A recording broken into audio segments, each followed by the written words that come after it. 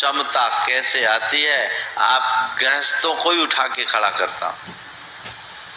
सकारात्मक दृष्टि हो तो सहजता और क्षमता कैसे आती है। मेरे पास ऐसे ढेरों प्रसंग है, अगर मैं बोलना शुरू करूं तो ना मालूम कितने सुना दूं, पर ज्यादा नहीं सुनाऊंगा।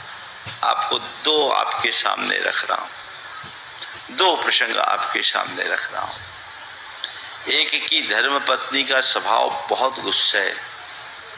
नई नई शादी हुई, शादी के बाद वो लोग बाहर रहते थे एक महानगर में, पति पत्नी दोनों। पत्नी का स्वभाव बहुत गुस्सा, एक मल्टीनेशनल कंपनी में काम करने वाला पति बेचारा हारा थका है और पत्नी रोज कुछ न कुछ सुनाए, उस पर चिल्लाए। कभी उसे सहजता से तो बोले ही नहीं, कभी नहीं।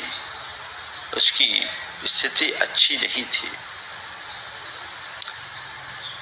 घर के लोग इससे दुखी थे, उसके मित्र भी उससे बहुत कुछ कहते थे।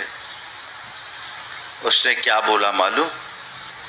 वो युवक मेरे पास आया, उसकी बहन ने बताया कि महाराज भैया की हालत बहुत खराब है, भाभी तो रोज चढ़ाई करती है, इनकी घर की दशा नौकरों से भी बदतर है।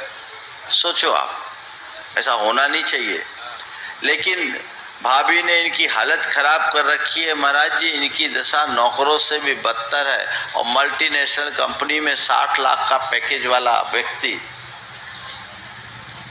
उस लड़के ने जो जवाब दिया सुन के मजा आ गया। बोला महाराज जी, मुझे तो ऐसा लगता है कि मेरी पत्नी मेरे लिए केवल पत्नी बनकर नहीं, मेरी तपस्या का निमित्त बनकर के आई।